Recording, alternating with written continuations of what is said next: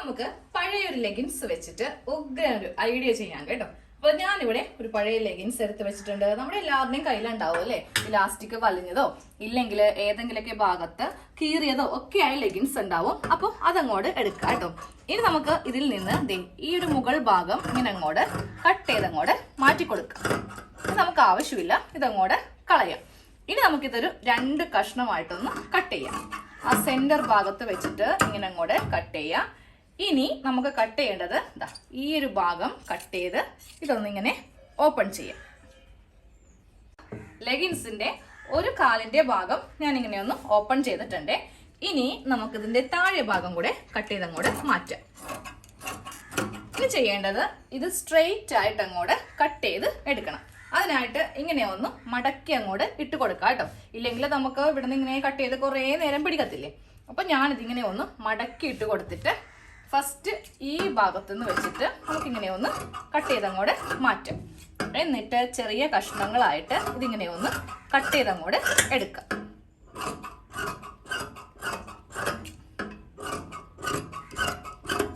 First മടക്കിയില്ലേ, അവിടം വരെ ഞാൻ കട്ട് ചെയ്ത് കഴിഞ്ഞു. ഇനി നമുക്ക് വേണം കുഞ്ഞു പീസും വേണം, അതൊന്നും കളയേണ്ട ആവശ്യമില്ല. ഈ ഭാഗത്തുനിന്ന് ഇങ്ങനെ അങ്ങോട്ട് കുഞ്ഞി കഷ്ണം വരുമ്പോൾ കട്ട് ചെയ്തെടുക്കാം. ഒരു 3/4 ഇഞ്ച് വീതിക്കാണ് കട്ട് ചെയ്യുന്നത്. 1 ഇഞ്ചിന്റെ ആവശ്യമില്ല കേട്ടോ, 1/2 ഇഞ്ചും പറ്റില്ല. 3/4 ഇഞ്ച് വീതി വെച്ചിട്ട് വേണം ഇങ്ങനെ അങ്ങോട്ട് കട്ട് ചെയ്യാനായിട്ട്. നല്ല ഷേപ്പിലൊന്നും വേണ്ട. ഇപ്പോൾ അവിടെ കണ്ടോ, ഏകദേശം ഒരു ഐഡിയൊക്കെ അങ്ങോട്ട് കട്ട് ചെയ്ത് അങ്ങോട്ട് എടുത്താൽ മതി. ഞാൻ ഒരു ഭാഗം ഇങ്ങനെ അങ്ങോട്ട് ഫുള്ളായിട്ട് കട്ട് ചെയ്തെടുത്തിട്ടുണ്ട്. ഇതേപോലെ തന്നെ നമുക്ക് ഈ ഒരു കഷ്ണത്തിൽ നിന്നും ഫുള്ളായിട്ട് വേസ്റ്റ് അധികം പോവാതെ ചെയ്തെടുക്കാം കേട്ടോ. ഇനി നമുക്ക് ചെയ്യേണ്ടത് ഈ ഒരു കഷ്ണം ഇങ്ങനെ അങ്ങോട്ട് എടുക്കാം. ഇതിപ്പോൾ നമ്മൾ കട്ട് ചെയ്തെടുത്തപ്പോൾ ഇങ്ങനെയാണ് ഇരിക്കുന്നത്. കൈ വെച്ചിട്ട് ഇങ്ങനെ അങ്ങോട്ട് വലിക്കാം. വലിക്കുമ്പോൾ നല്ല ഭംഗിയായിട്ട് ഈ ലെഗിൻസിന്റെ കഷ്ണം കിട്ടും. കോട്ടന്റെ പീസ് ഒരിക്കലും ഇങ്ങനെ കിട്ടത്തില്ല. ബനിയൻ തുണിയെ ഇങ്ങനെ അങ്ങോട്ട് നമുക്ക് കിട്ടത്തുള്ളൂ.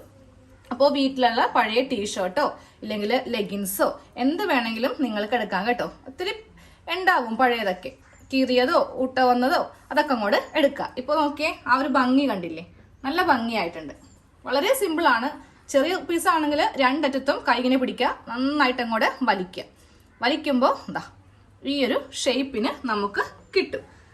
അപ്പോൾ ഇങ്ങനെ അങ്ങോട്ട് ഫുള്ളായിട്ട് അങ്ങോട്ട് ആക്കി എടുക്കാം. അത് ലെഗിൻസ് എല്ലാം ഇങ്ങനെ അങ്ങോട്ട് കട്ട് ചെയ്തിട്ട് വലിച്ചിങ്ങനെ എടുത്തിട്ടുണ്ട്. ഒരെണ്ണം മാത്രമല്ല, നമ്മുടെ കയ്യിലുള്ള പഴയത് എത്ര എണ്ണം ഉണ്ടോ അത്രയും അങ്ങോട്ട് എടുക്കാം. അപ്പൊ ഞാൻ ദേ ഇവിടെ 3 കളറായിട്ട് ഇങ്ങനെ അങ്ങോട്ട് എടുത്തിട്ടുണ്ട് കേട്ടോ. കുറച്ച് സമയം മതി, നമുക്ക് ഒട്ടും തന്നെ ബുദ്ധിമുട്ടൊന്നുമില്ല. വെറുതെ പിടിച്ചിങ്ങനെ വലിച്ചാൽ പോരെ.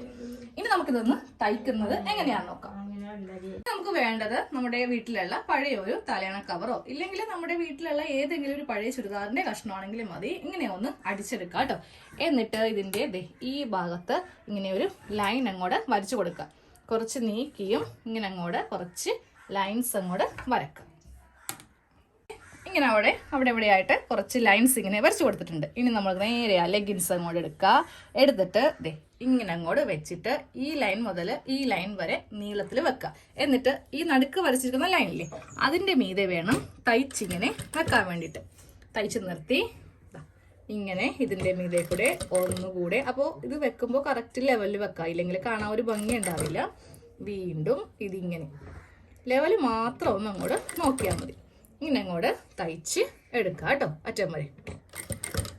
ഫസ്റ്റ് നമ്മൾ ഇങ്ങനെ ഒന്നങ്ങോട്ട് തയ്ച്ച് എടുത്തിട്ടുണ്ട്. അവസാനം ഇവിടെ ഒന്ന് കട്ട് ചെയ്യണേ. അതായത് ഈ ഭാഗമൊക്കെ നമ്മൾ കട്ട് ചെയ്യുന്നുണ്ട്, ഇല്ലെങ്കിൽ നമ്മൾ ഇതിൽ തട്ടി കാലൊടക്കി വീഴും. അതൊക്കെ നമുക്ക് അവസാനം ചെയ്യാം.